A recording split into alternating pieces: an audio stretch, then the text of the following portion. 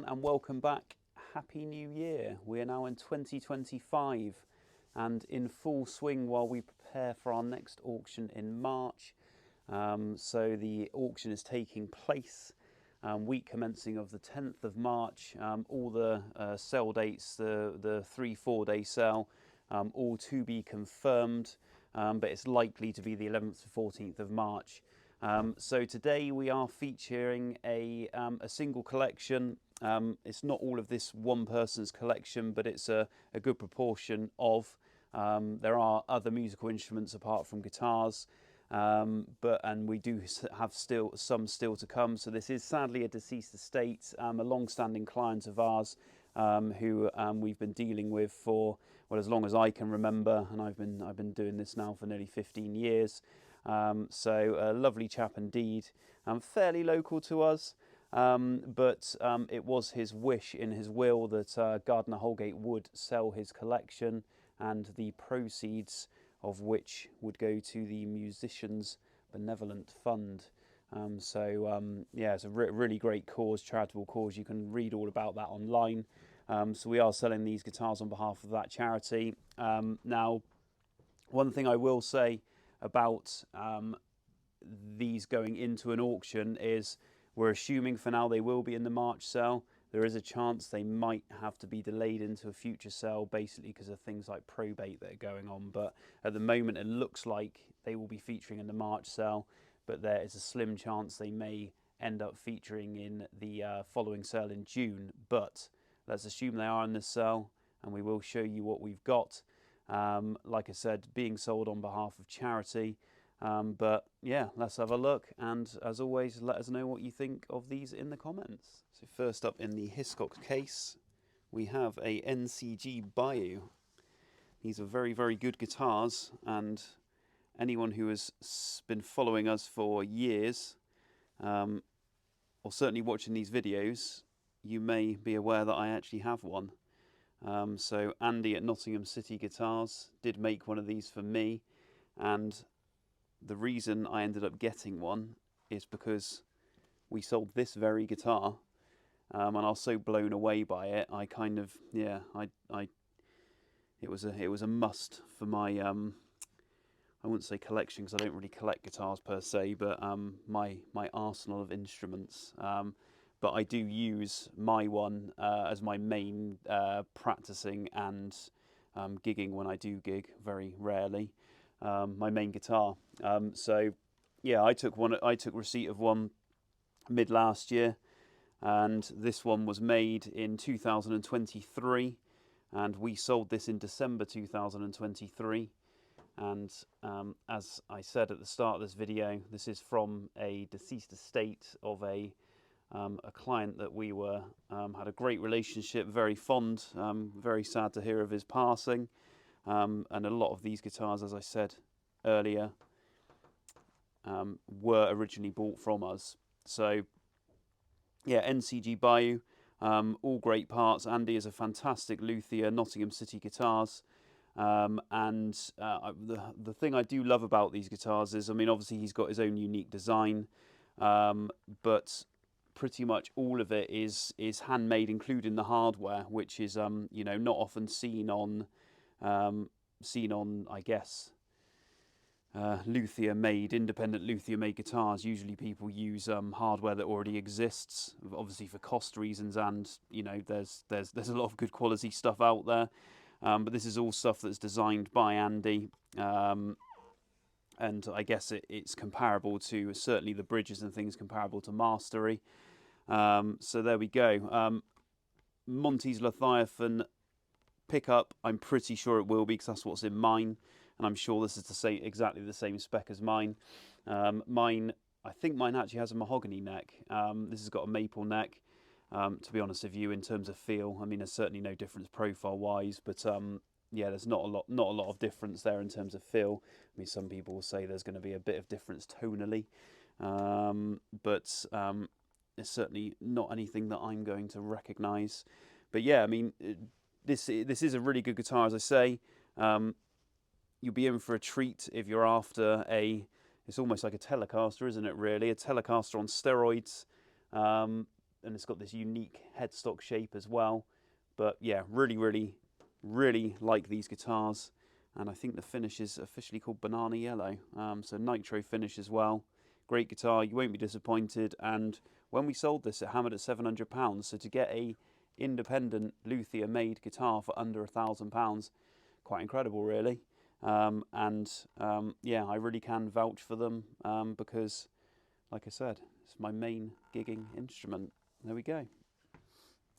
So again, this is a very newish guitar, 2023. This is an Epiphone Casino, as you can see, but this is the worn series. So they've got this kind of like this very satin or matte finish. So this is a matte black. I believe they do what's called an olive drab version as well. But yeah, it is essentially as new. I mean, there's a few very minor surface marks, but it comes with its original box and packaging, as you can see. Yeah, purchased by the seller or the deceased quite recently, and pretty much not used. So you're pretty much getting an as new guitar to an extent. But yeah, fantastic. Epiphone do make fantastic guitars at that lower end price range. I think these are only about £500 new, £450, £500 new. So hammer prices are coming at £200 to £300, I'd expect. So very good quality guitar for the money. There's another one that came from us, and again another Epiphone Casino. You can see this one has been fitted with a Bigsby, later fitted Bigsby, but this is from 2015. This one in the natural finish, and again very good guitars these are. There we go. Like I said, with its original case, and this is another one that did come from us. It's only purchased from us, I think mid last year. So it's back again. So if you were bidding on this one and you're watching the video, then you've got another chance at it. So yeah, fantastic instrument with the addition of the Bigsby. And usually this sort of version of the Casino tend to get sort of £400 to £500 hammer for them. I guess with the addition of the Bigsby, if you're after that, that is an extra modification expense usually. So yeah, it could be a good guitar for the money. And in here, another old friend. We sold this one. I believe this is around June or September last year, and it's the Reverse Flying V. Which, apart from their shape, we've said this in previous videos when we've featured them, and we probably featured this in a video. They are actually very good guitars to play, and they do balance pretty well. And yeah, they're quite surprisingly, obviously a bit awkward to play sat down, but yeah, we found them quite a treat to play, amazingly. But there we go. Bit of a gimmick maybe in the time where all sorts of crazy things were happening at Gibson. This one from 2007 in the white finish. But there we go. Usually these hammer around at £1,000. But there you go, Gibson Reverse Flying V for that person that has got everything and needs to add a bit of quirk into their collection.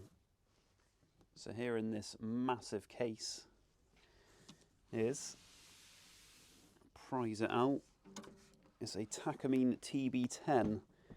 Really cool thing. A lot of you probably haven't seen one of these before, but essentially what we have is an arched fretless bass guitar. But the good thing about it is you can do your usual fretless bass thing, but also if I open the case up again, you've got your stick. So you can use it as a upright stick bass.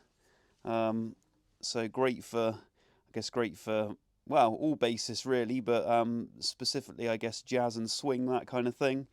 But really great instruments. I believe these are in excess of about £2,000 new. I mean, I'd imagine in the auction we'd probably get somewhere in the region of £1,000 to £1,500 for it. But it's in great condition with its original case. Fantastic Takamine TB10.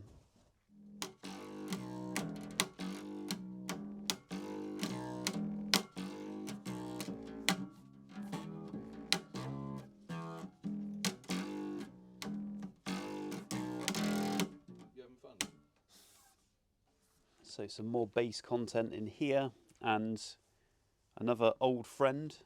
Again, sold very recently, sort of middle of last year, and this is an Anthony Zemaitis 6-string bass guitar made in 1984 by Anthony for a chap called Melvin Whitaker, who was a big collector of Zemaitis guitars. I think he had about 15 of them, but absolutely incredible thing.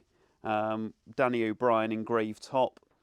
We're also led to believe that this is the only 6-string bass he made. So this is a very unique guitar, unless anyone can tell us otherwise and present us with another one, but we believe this is the only 6-string bass that Anthony made. But incredible guitar, like I said, from a deceased estate. So this went to the collector last year, and it's back with us. And as you can see, we've got the original certificate of authenticity from Keith Smart, the chairman of the Zemaitis Guitar Owners Club, just giving the history about the instrument. So it really is a fantastic piece for, well, guitar collectors, but I guess in particular collectors of Zemaitis guitars. Fantastic.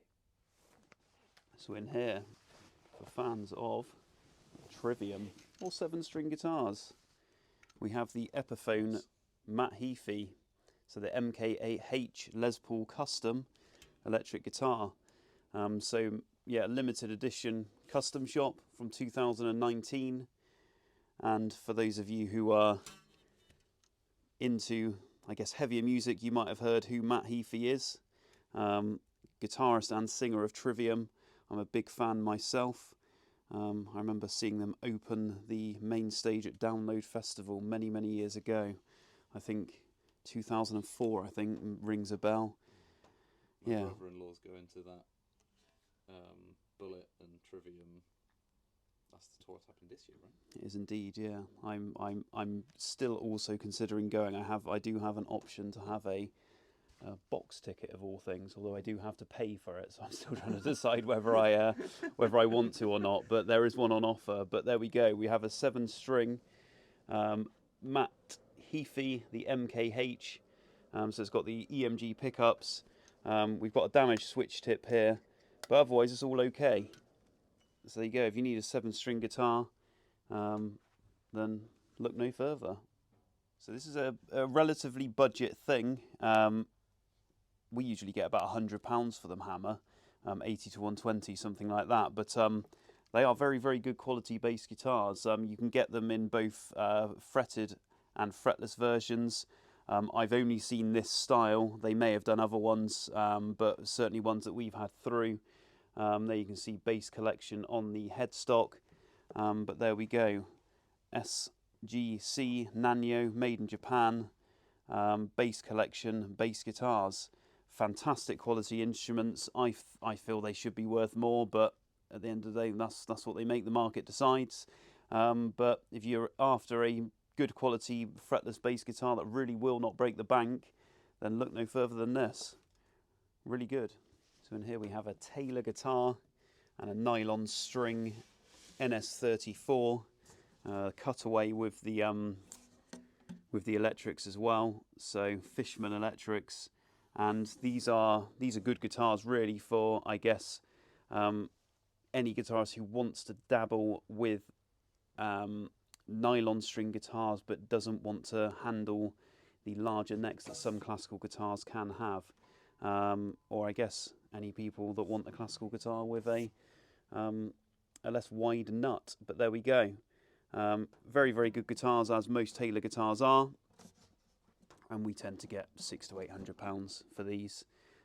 Decent instrument, and a good option if you're looking for a nylon string. We have a Fender Telecaster, Thinline Telecaster, and this is a Chinese-made modern player series.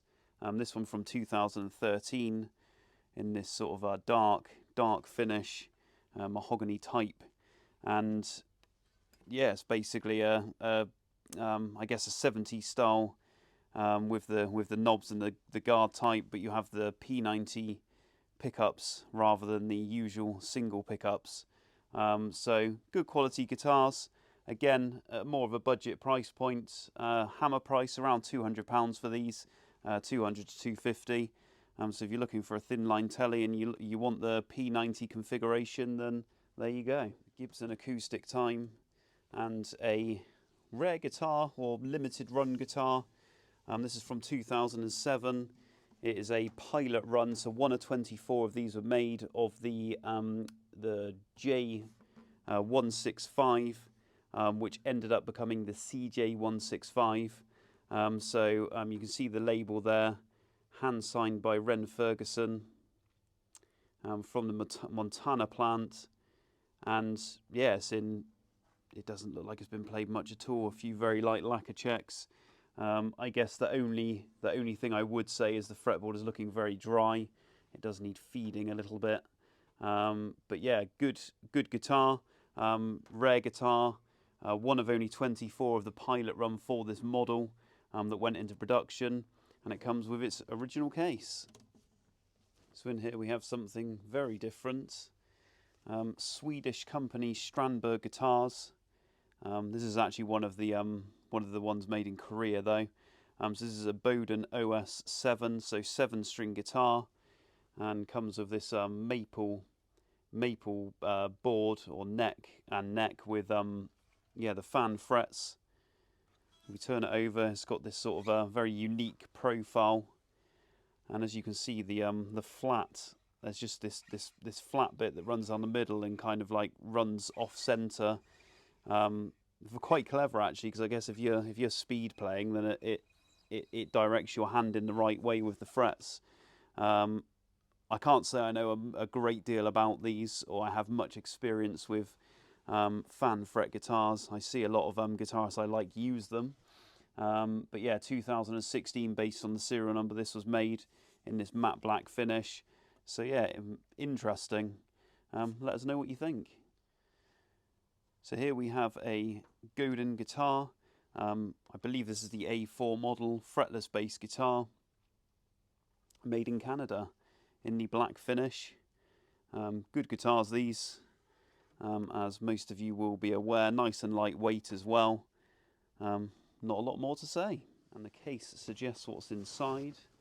We do have an Epiphone, and we have an SG Special with the P90 pickups from 2011 in the black gloss finish. Oh my goodness. There we go. Limited edition custom shop. Good guitar for the money, and in good clean condition.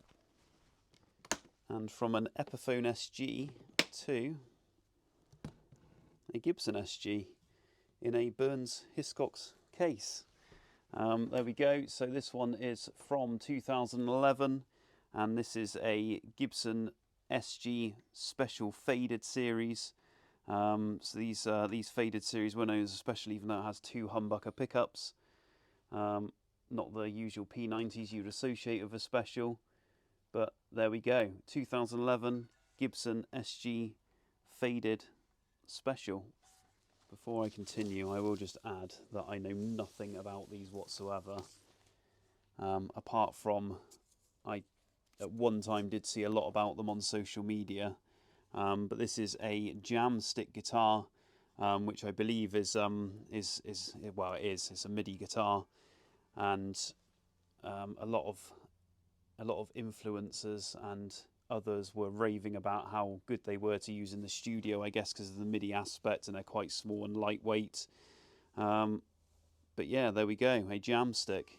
Like I said, I don't know much about them, so I can't really say an awful lot more, but we have one in the auction. And finishing today's video with a vintage Gibson, but kind of affordable vintage really. £1,000 to £1,500 you can probably pick these up for in the auction, hammer price wise. But this is a 1930s Gibson L30 archtop. There we go. It's got the usual the pre-war script logo there on the headstock, and this is in the black finish. They came in black or sunburst, but you can see it's got some wear and tear. There's a small hairline on the back there, We've got some additional strap buttons that have been added. A pickup has been added as well. But there we go, a 1930s guitar, nearly 100 years old now. And that is an L30. So there we go, ladies and gents. First video of 2025 down. Sort of single owner collection, as we said. We assume they're going into the March sale. Like I said at the start of the video, slim chance they may be in a later auction. But anyway, there we go. A lovely collection. Let us know, as always, in the comments what your favourite thing was, or give us your corrections if there was any misinformation in there. I'm hoping there wasn't.